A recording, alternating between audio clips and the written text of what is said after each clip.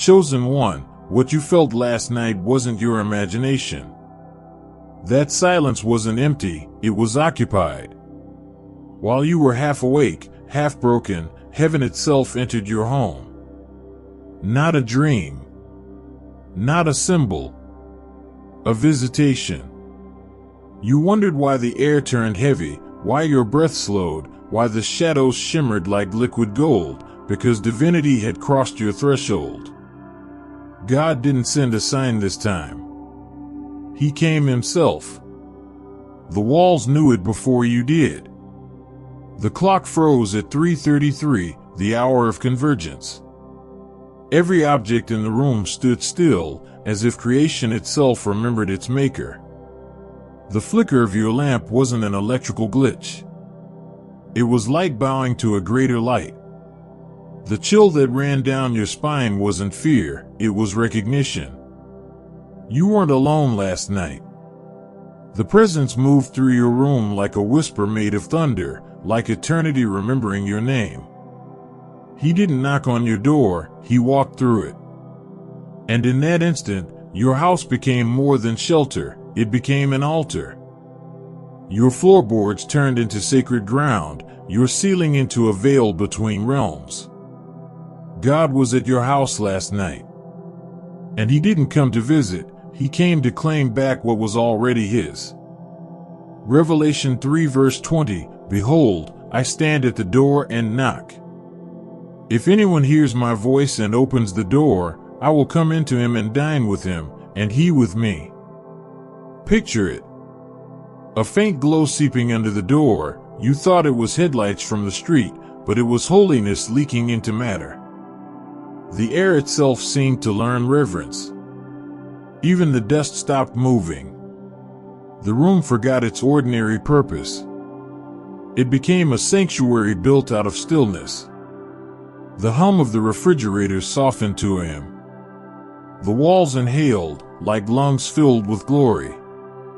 A warmth you couldn't locate touched your skin, not heat, but recognition. Every object around you bowed quietly. The mirror caught no reflection, because no human light could compete. Your heart translated the silence into understanding. He was there. No thunder. No voice. Just a stillness so alive it spoke in frequency.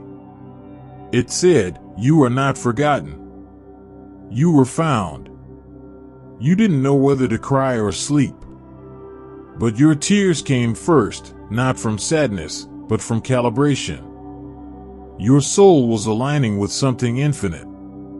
He came not to look around, but to check on what he built, you. Your breath slowed to match the rhythm of eternity. Your pulse became the metronome of mercy. And when he left, the room didn't go back to normal, because normal had been rewritten. That's why you woke up different. The air felt lighter, your heart quieter, your mind uncluttered. Because his presence doesn't visit, it renovates. He rearranged more than your atmosphere, he rewired your belonging.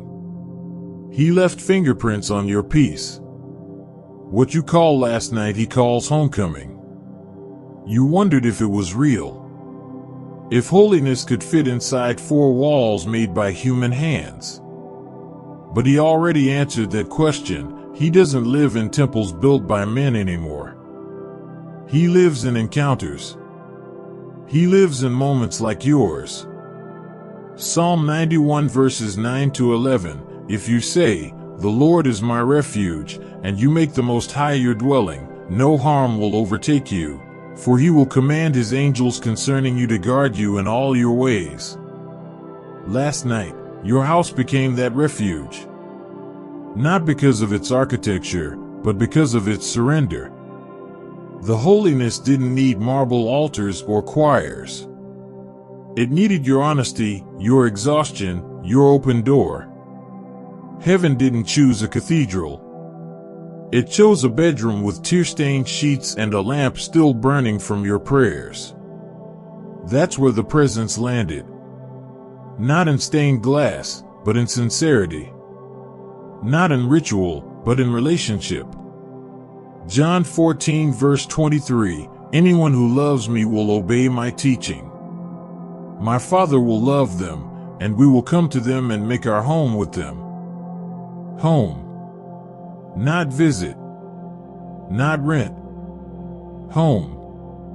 You thought you were just surviving, but you were actually hosting heaven. Every sigh was an invitation, every whisper a doorway. And when you woke, you weren't merely rested, you were inhabited. So now, the question isn't if he was there, but why you?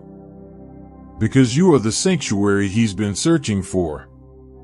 You are the fulfillment of a promise spoken before time began. You are the generation where glory doesn't fall, it dwells.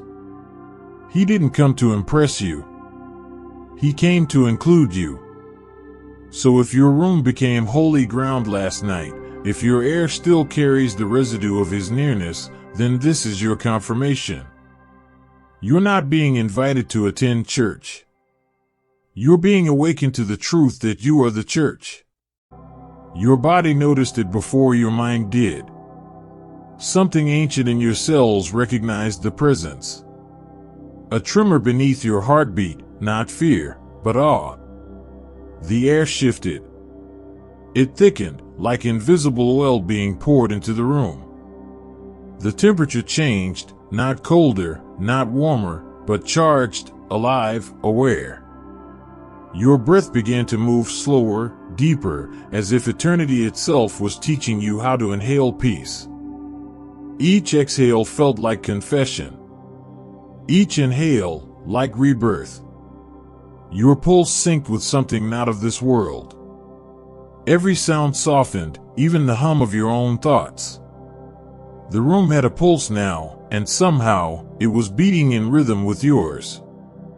The corners of your vision shimmered. Edges of ordinary things began to glow, the doorknob, the curtain, even the dust in the air caught a glint of gold, as though light itself was kneeling before what it could not explain. Your skin felt the nearness, not as touch, but as awareness. It was as if the air had a face, and it was looking straight at you with affection. You didn't flinch. You rested. Because the presence doesn't provoke panic, it produces peace. For a moment, your heartbeat steadied in perfect time with something eternal. You felt infinite, yet safe. Vast, yet held. The floor beneath you seemed softer. The space between seconds stretched wider.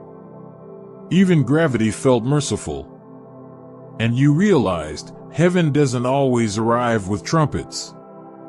Sometimes, it slips quietly through oxygen and rewrites the laws of stillness. Your body became the instrument, your senses the sanctuary, your silence the symphony. That is what it feels like when divinity enters atmosphere.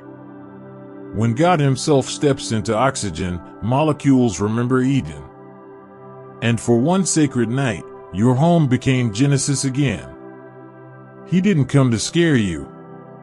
He came to confirm you. Last night wasn't a haunting, it was a summoning. Heaven doesn't waste appearances. When God crosses dimensions to enter a human home, it means destiny is no longer pending, it's active. He came to tell you, it's time. Time to rise. Time to stop rehearsing your purpose and start releasing it. You've prayed for a sign, but a sign is smaller than a visitation. He didn't send a dream, he sent himself. That's not symbolism. That's strategy. He came to tell you that your doubts are outdated. That the voice you keep questioning wasn't imagination, it was instruction. You don't need another confirmation, you are the confirmation. He came because the world is shifting, and heaven's assignments are awakening. Every chosen one is being activated, one room at a time, one night at a time. He came to align your atmosphere with your assignment. To whisper the words you were born for, I trust you with my presence. The fear you felt wasn't warning, it was weight. The trembling wasn't danger, it was destiny moving in. Because when heaven touches earth, flesh has to remember what it was made for. He didn't visit to comfort your pain. He came to commission your calling. You are no longer waiting for revival, you host it. You are not a bystander to the divine. You are a participant in its unfolding. So stop asking, why me, and start declaring, send me. Because the moment he stepped into your room, you stopped being an observer and became an ambassador. Chosen one, the visitation wasn't random. It was the first briefing. Heaven doesn't schedule appointments. It arrives when the moment is ripe, and when it does, it expects motion. You felt the presence last night for a reason. It wasn't a comfort visit. It was a commissioning. You've been asking when your season will start. It already did, the second the air turned holy. Don't wait for another sign. Heaven doesn't knock twice. You've already been called. Now you're being sent. Every delay is disobedience in disguise. Every hesitation echoes unbelief. The world doesn't need your perfection, it needs your yes. Move now. Speak what he whispered. Carry what you hosted. There's a reason you woke up lighter. The burden was exchanged for assignment. The presence that entered your home didn't come to stay still, it came to travel through you. Your voice is now a vessel. Your steps are sacred deliveries. Everywhere you go, the atmosphere remembers that night. This is not the end of the encounter, it's the continuation. The sequel of visitation is mission. Heaven is still echoing in your walls, but its message is clear. Don't just remember the visit, respond to it. You don't have to look for God anymore. You have become his address. The veil between heaven and earth used to hang in temples, now it hangs in your chest. You are the meeting point where eternity touches time. You are the overlap, the place where light decides to take shape. You kept asking, where is God? He kept answering, in you. Heaven didn't visit your room to leave it holy, it came to reveal that you are holy. The moment he entered your atmosphere, you became his atmosphere. The presence that filled your space wasn't just surrounding you, it was indwelling you. He didn't just step into your home, he stepped into your bloodstream, your breath, your being. That's why the peace hasn't faded. It wasn't borrowed, it was installed. He rewrote the architecture of your inner world to fit his presence permanently. You are not a seeker anymore. You are a host. A carrier of the current that raised worlds from silence. When you speak now, heaven recognizes its own echo. When you move, the invisible follows you like a shadow made of light. You are not waiting for revival. You are revival wrapped in skin. You are not praying for God to come closer. He already moved in, and he doesn't rent, he resides. Your heartbeat is the altar. Your breath, the incense. Your life, the ongoing service. The question isn't, will he return? The truth is, he never left. You are the continuation of that visitation. The presence that stood beside your bed is now standing within you. And wherever you go next, heaven recognizes the address. You thought it ended when you fell asleep. But heaven leaves fingerprints. The presence always signs its visits, not with ink, but with patterns. Tonight, you may see feathers where no birds fly. A flash of gold light in the corner of your vision. A sudden warmth when no heater's on. You may glance at the clock, 3:33, 7:17, 11:11. They're not coincidences. They're continuations. Every number, every flicker, every shimmer is a residual echo of the visitation. Proof that the atmosphere didn't forget. You may dream in symbols now, doors opening, stairways of light, a table set for one but surrounded by angels. Those are not your mind wandering, those are heaven's way of saying, we're still here. You may feel sudden chills, followed by unexplainable calm. That's not mood. That's memory. Your spirit recalling what your body witnessed. Even technology will respond. Lights flicker when the unseen brushes close. Music changes when presence leans in. Creation knows its creator. Matter recognizes majesty. So when patterns appear, don't dismiss them, discern them. They are not asking for attention. They are offering confirmation. Because when God visits, He leaves traces of Himself like breadcrumbs for belief. Every repetition, every resonance is heaven whispering, you didn't imagine it, you encountered it. So watch closely. The mundane will start preaching. The ordinary will become oracles. Your signs are your proof, but more than that, they are your invitation to keep noticing. The presence didn't end last night. It's just learning new ways to say hello. The presence doesn't just visit, it invites partnership. Every encounter is both a miracle and a message. Heaven is looking for agreement on earth. If you felt Him in your home, if you sensed the shift in the air, then this moment isn't about memory, it's about response. When divinity enters a space, the atmosphere waits for acknowledgement. Faith isn't only what you feel, it's what you seal. That's why we move. That's why we give. Not because heaven needs currency, but because obedience opens doors that emotion cannot. If you're ready to host heaven again, click Super Thanks and sow your $20 seed. This isn't a transaction. It's a testimony. You're not paying for presence, you're preparing for return. Your $20 isn't a number, it's a signal. It tells heaven, I'm still open. My door is still unlocked. It's not about money. It's about memory, keeping the visitation alive by acting on it. When faith moves through generosity, miracles find coordinates. You don't buy blessing, you broadcast readiness. So if your heart is stirring, don't overthink it, respond. Heaven isn't testing your wallet, it's tuning your willingness. Light candles or open windows. Create warmth or let air move, it reminds your spirit that the unseen still breathes. Read aloud, pray aloud. Your walls remember worship. Every verse recited becomes architecture. Every amen lays another brick of belonging. Rest intentionally. Presence doesn't rush. Even heaven rested after creation.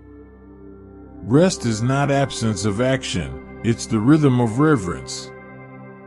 Be kind. Divinity travels best through compassion. Your love is proof that the visitation remains. And when the day feels ordinary again, remember, the presence didn't leave, you just stopped noticing. So make noticing your daily devotion. When you wash dishes, thank Him for water that cleans. When you breathe, thank Him for lungs that praise. You are no longer waiting for holy moments, you are making them. Every small act done with awareness becomes worship in disguise. Live each day as if the divine is still seated in your living room, because He is. The visitation is complete, but the presence is permanent. This is the moment to seal it, not just with words, but with worship. Close your eyes. Let the room remember. Let your heart replay the silence that spoke louder than thunder. He was here. He is still here. Now, speak this with me, slowly, intentionally, as if the air itself is listening. Prayer. Lord, thank you for visiting our homes and hearts. You crossed eternity just to remind us we were never forgotten. You stepped into our rooms, and suddenly, our rooms became sanctuaries. Let every chosen one who reads these words feel the warmth that filled the night.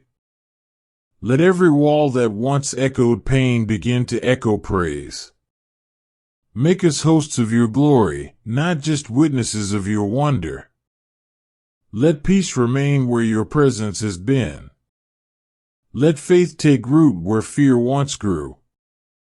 Let our homes become your resting places, our tables, your altars, our ceilings, your clouds. Teach us to recognize you in small things, in the morning light, in the laughter of strangers, in the rhythm of our own breathing. Let our voices never forget the sound of yours. Let our lives become living rooms for your love. And for every soul that felt you last night, let this be the beginning, not the end. We open our doors again. We say, you are welcome, always.